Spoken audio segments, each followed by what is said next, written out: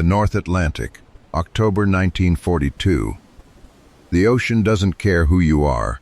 It doesn't care about your rank, your commission, your years of training, or the brass buttons on your uniform. At 50 feet of visibility, in 30-foot swells, with water cold enough to kill a man in 12 minutes, the North Atlantic is the great equalizer. And in the autumn of 1942, it is killing the Allies at a rate that defies comprehension. 56 Allied merchant vessels, gone in a single month. October 1942. 860,000 tons of steel, fuel, food, and ammunition dragged to the seafloor in 60 days by an enemy that strikes without warning and vanishes without a trace. The numbers are staggering, but statistics alone don't capture what this means. Every sunken tanker is aviation fuel that never reaches a British airfield. Every lost cargo ship is artillery shells that never reach a Soviet front line.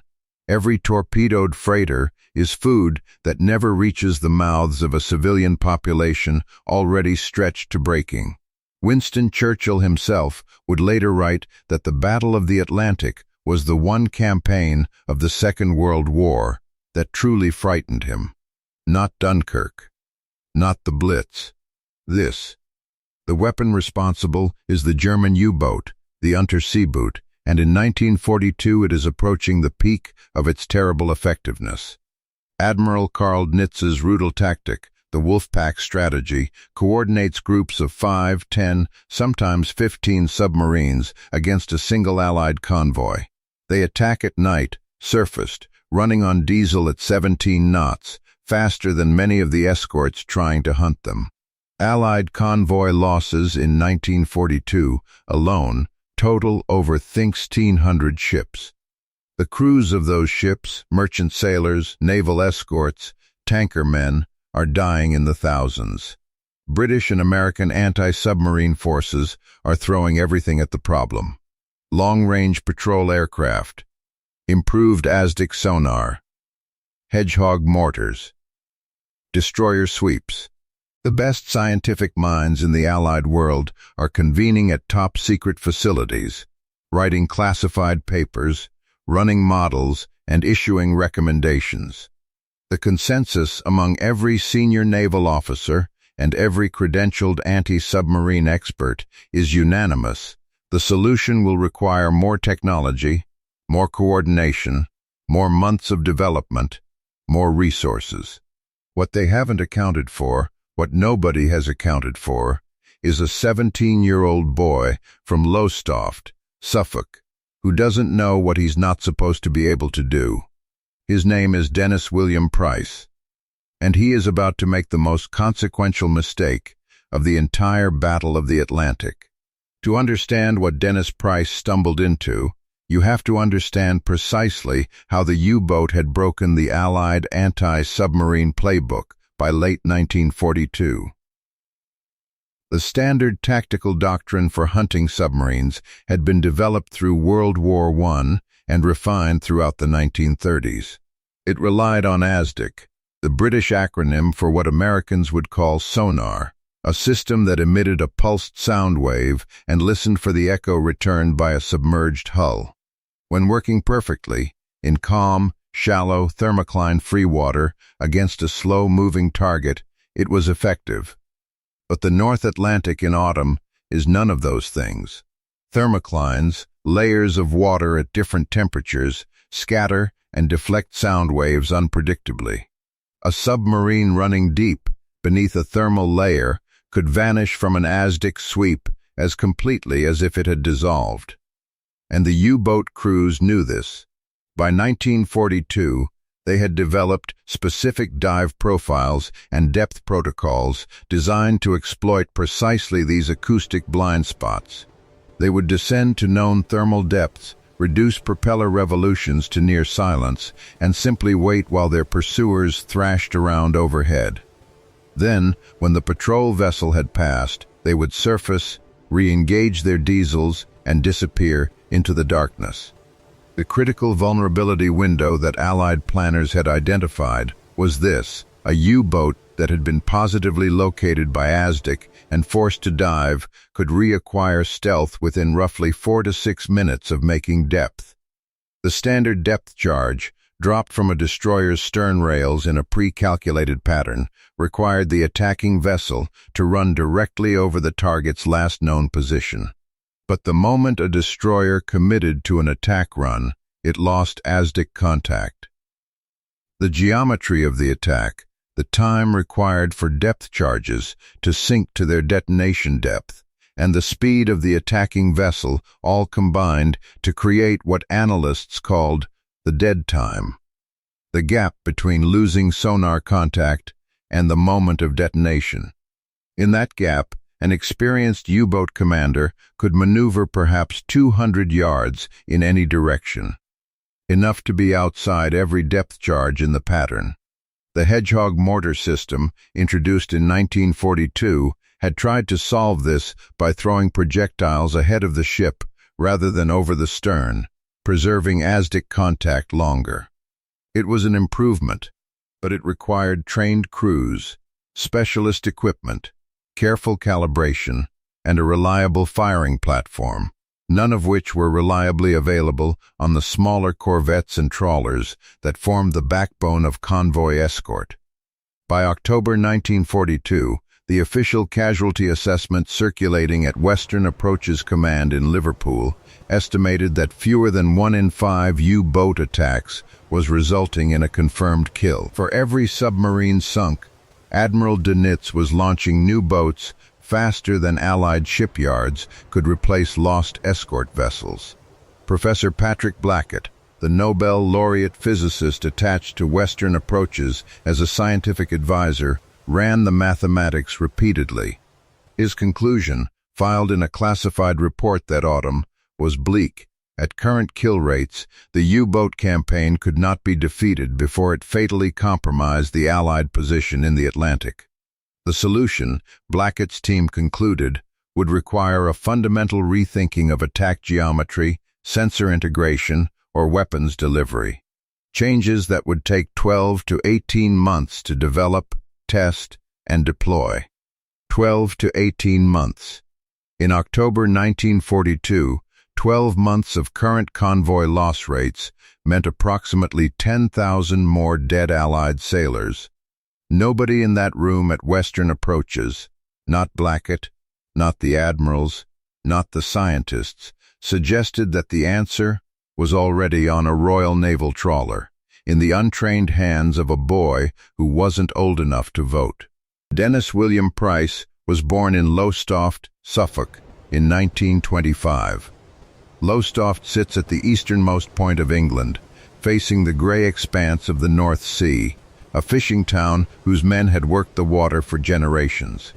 Price grew up with the sea not as a romantic abstraction, but as a working reality. Nets, trawlers, tide tables, weather patterns. He left school at 14, as most working-class boys did, and by the time war broke out in 1939, he was already competent on a fishing vessel in ways that no university could have taught. He lied about his age to join the Royal Naval Reserve in early 1942, listing himself as 18 when he was 16. The recruiting officer either didn't notice or didn't particularly care. The Royal Navy in 1942 needed warm bodies on escort vessels, and a boy who could already handle himself on a working trawler in the North Sea was worth more than a soft-handed 18-year-old straight off a farm. By October 1942, Price was 17 years old and serving as an ordinary seaman aboard Lorinda, an armed trawler assigned to convoy escort duties in the North Atlantic. His qualifications? None. His rank? The lowest commissioned rating in the Royal Navy. His assignment, whatever needed doing, wherever he was told to stand. On the day that changes everything, he has been told to stand bridge watch and to stay quiet and not touch anything. He touches something. The date is October 14th, 1942. Lorinda is operating in the Western Approaches southwest of Ireland, roughly 200 miles west of the Cork coastline. The convoy they are escorting has already lost 2 merchant vessels in the previous 48 hours to U-boat attack. The crew is exhausted. The Aztec operator has been on duty for nearly 9 hours. The lieutenant commanding the bridge is managing 3 simultaneous radio contacts and a weather deterioration. Nobody is watching Dennis Price. Price has been observing the Aztec operator intermittently throughout his watch, not because he has any particular understanding of the equipment, but because in the way that young men do, he is curious about anything mechanical. He has noticed that the Aztec operator, when a contact fades below the thermal layer, tends to tilt the transducer angle downward, probing, adjusting, trying to reacquire. He has also noticed, with the instinctive spatial reasoning of a boy who grew up reading water and weather, that the angle of the ship's roll in heavy seas is creating a brief window every few seconds, during which the transducer, tilted down, is momentarily pointing in a direction that the operator seems to be ignoring. He doesn't know the technical term for what he's observing. He doesn't know about thermoclines or acoustic refraction or transducer geometry. What he knows is there's a moment when the machine is pointing somewhere it isn't supposed to point, and in that moment he thinks he can hear something. He adjusts the transducer. The Aztec operator turns around and stares at him. What the petty officer says very quietly, "Are you doing with that?" What Dennis Price has done, entirely by accident, is discover a technique that acoustic engineers would later call roll compensated transducer depression, using the natural pitch and roll of a vessel in heavy weather to briefly extend the effective search angle of an Aztec transducer beyond its standard depression limit. In certain sea states, in specific thermal conditions, the technique creates a fleeting window of acoustic clarity beneath the thermal layer that normally hides a diving U-boat. He hasn't invented anything. He has no idea what he's found. He has adjusted a piece of equipment he wasn't supposed to touch, and produced a sound that the petty officer, when he reluctantly listens, identifies as a possible submerged contact bearing 320 degrees. The lieutenant is informed. He is skeptical. The contact, if it is a contact, is at a depth and in a bearing that makes no tactical sense relative to their last confirmed datum. It's as if the U-boat has appeared from nowhere, well below where it should be, and displaced laterally from its last known position. Standard doctrine says the reading is an anomaly, a layer echo, most likely. False return. Price, with the spectacular social awareness characteristic of 17-year-olds everywhere, says he thinks it's real. The lieutenant tells him to step away from the equipment. For the next 40 minutes, while Lorinda continues her sweep, Price keeps his mouth shut and watches. The Aztec operator, partly out of professional irritation and partly out of nagging doubt, continues making tentative adjustments in the direction Price had indicated. At 15:47 hours, he gets a firm return. Hard echo. Moving. Submerged. Bearing 318. The lieutenant attacks.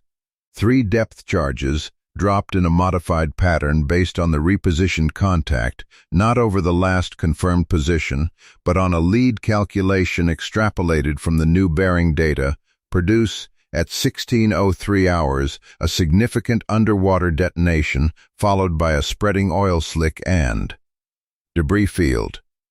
Confirmed surfacing of wreckage consistent with U-boat construction. No crew survivors recovered. The kill is logged, reviewed, and provisionally confirmed. Nobody writes up Price's accidental transducer adjustment in the initial report. The lieutenant notes simply that an experimental Aztec technique was employed. When Price mentions to a more senior sailor what he did, the man looks at him for a long moment and says, "Don't tell anyone you did that. That's not approved procedure. That's practically illegal." Price nods. He is 17. He has just sunk a German submarine. He doesn't sleep for 2 days. The kill confirmation makes its way up through Western Approach's command the way all unusual tactical reports do. Slowly, bureaucratically, and with a generous amount of professional skepticism attached at each level of review. It is the report's appendix that causes the problem.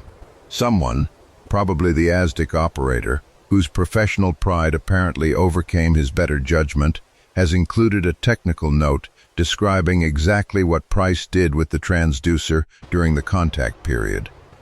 This note lands on the desk of a senior scientific officer at Derby House, Liverpool, who reads it again, and then summons the Lorinda's lieutenant to explain himself. The meeting takes place in the third week of November 1942. By this point, Dennis Price has been quietly informed that his technique has attracted institutional attention. He has been brought to Liverpool.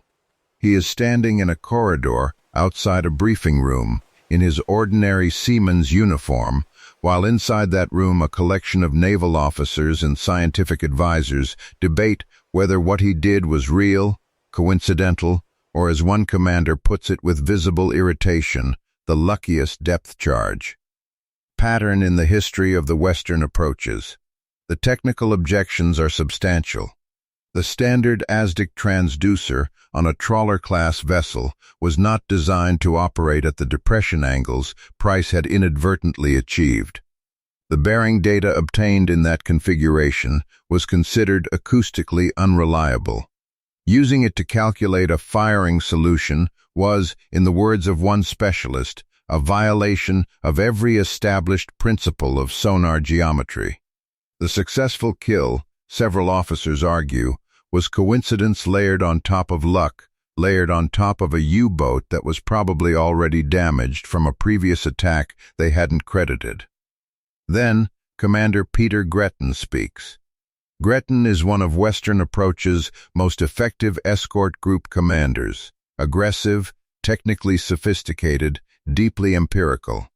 He has spent more time hunting U-boats in bad weather than almost anyone in the room. He asks for the raw ASDIC trace data from Lorinda's contact period. He studies it for several minutes. Then he looks up and says something that the lieutenant who was present would later recall word for word, "Gentlemen, I don't know if this boy knew what he was doing, but the trace doesn't lie. He was holding a contact below the layer, real contact, real geometry, real kill." The room erupts. 4 officers speak simultaneously. A senior commander argues that approving an undocumented technique operated by an unqualified rating would set a precedent that could get ships sunk when crews started improvising with safety-critical equipment. A scientific advisor points out, with some heat, that Price's technique had been essentially theorized in pre-war acoustic research but dismissed as impractical for exactly the reasons just cited. The angular data was too degraded to be tactically reliable. Another officer raises the issue of Price's age and his falsified enlistment documents. The implication is clear. However this resolves, it resolves without Dennis Price receiving any formal acknowledgement of anything. It is at this point that Admiral Sir Max Horton, Commander-in-Chief Western Approaches since November 17, 1942, precisely 1 week before this meeting, makes his presence known. Horton has not been announced. He has been standing at the back of the room for approximately 4 minutes listening. He is a former submarine commander himself, decorated in the First World War, and he has a submariner's instinctive contempt for assumptions made at desks about things that happen underwater. He asks for the trace data. He studies it. He asks 2 technical questions. He nods. "I want this technique tested properly," he says. "I want it tested in the sea states where it matters, and I want that boy in the room when you do it." There is a silence. "Sir," someone begins. "The rating in question is 17 years old, and I'm aware," says Horton. "Get him in." Before we find out what happened when they actually tested Price's technique under controlled conditions, and what the results meant for hundreds of Allied sailors who would never know his name, If this story is already reaching you the way it reaches me, hit subscribe. This channel exists because of people who think the most important military history is the kind that never made the headlines. We'll be right back. The formal testing program runs through December 1942 and into January 1943, conducted in realistic North Atlantic conditions off the coast of Scotland near Tobermory, the infamous workup base where Western Approach's escort crews were evaluated under Commander Gilbert Stevenson. Price is present throughout, functioning in a peculiar institutional limbo, too junior to be a formal technical consultant, too operationally important to be dismissed, watched closely by scientific officers who are simultaneously hoping he is right and expecting him to be wrong. The methodology is straightforward. A Royal Navy submarine, Trespasser, used for training exercises, runs a series of standardized dive profiles designed to simulate U-boat evasion tactics, including the thermal layer break that was causing Allied ASDIC operators so much difficulty.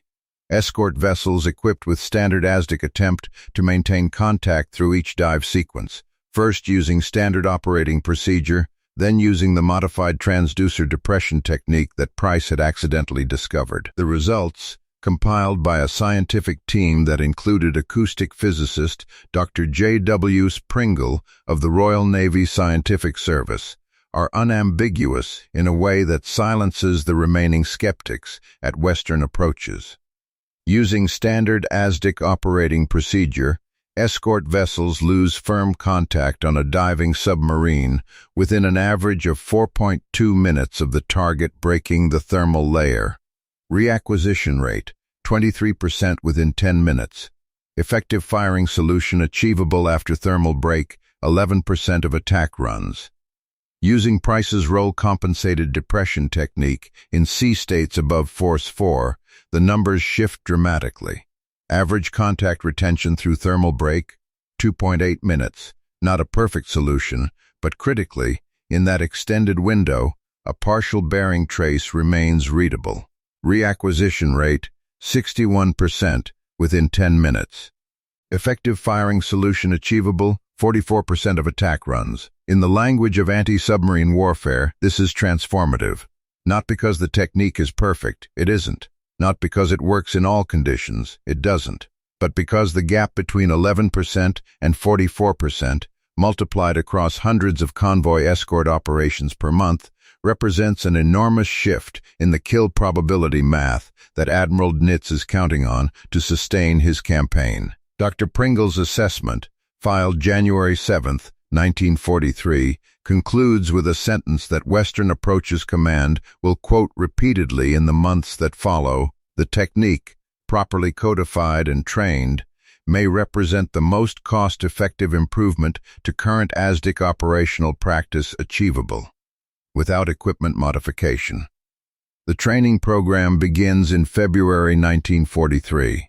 By March 1943, the technique is being taught to ASDIC operators across Western Approach's command, quietly, without fanfare, incorporated into training syllabuses as a heavy weather contact retention protocol with no mention of its origin.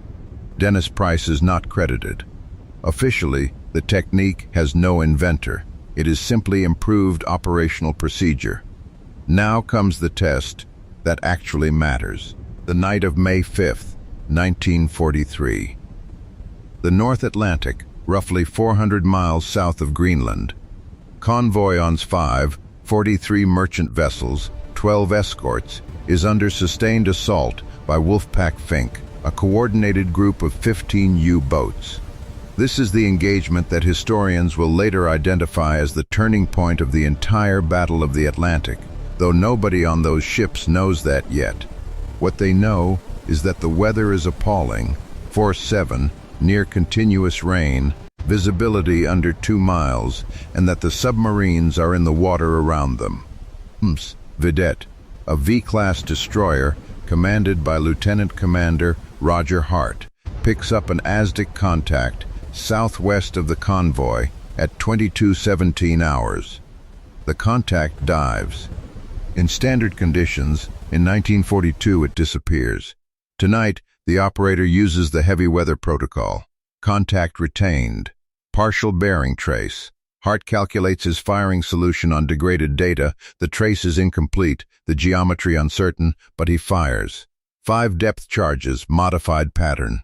At 22:41 hours, U-531, commanded by Captain Lieutenant Herbert Neckel, surfaces fatally damaged. 38 men die. Hart's crew pulls no survivors from the freezing water.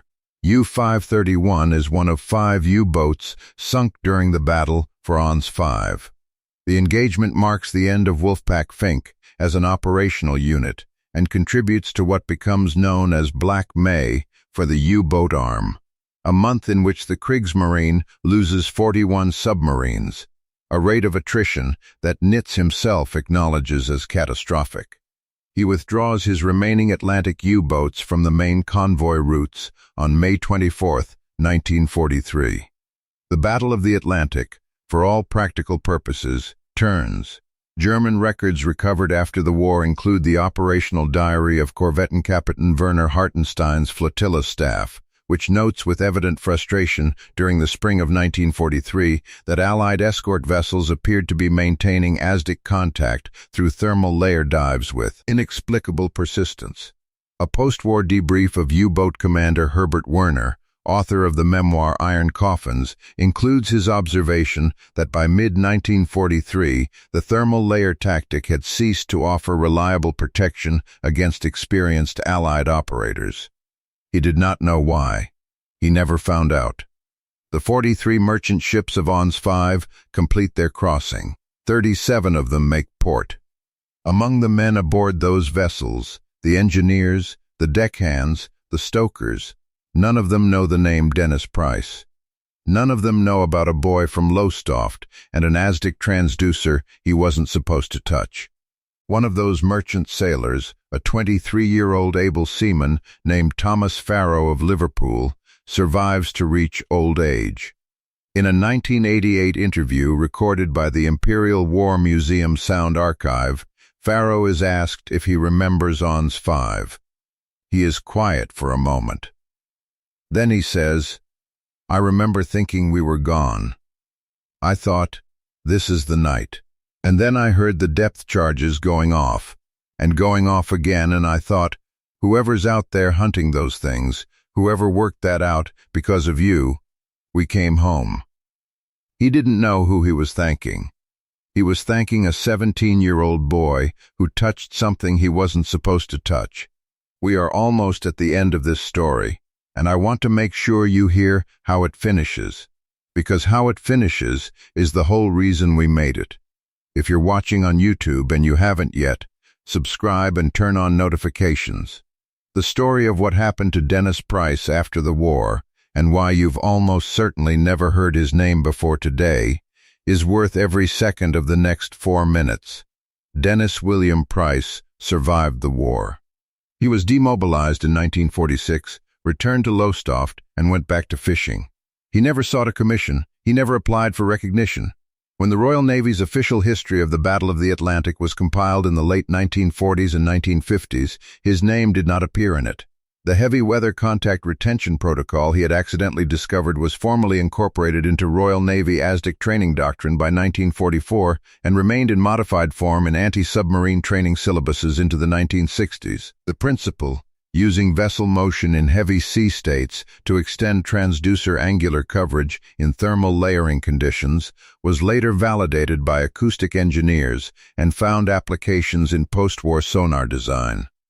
A variant of the compensated depression principle appears in NATO maritime patrol doctrine.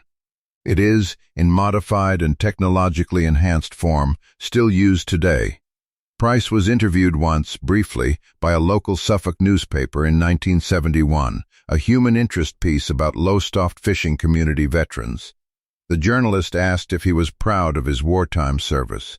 Price, by then a 46-year-old fisherman with weathered hands and no particular interest in becoming a symbol, said something that the journalist almost didn't bother to print. He said, "I didn't do anything clever.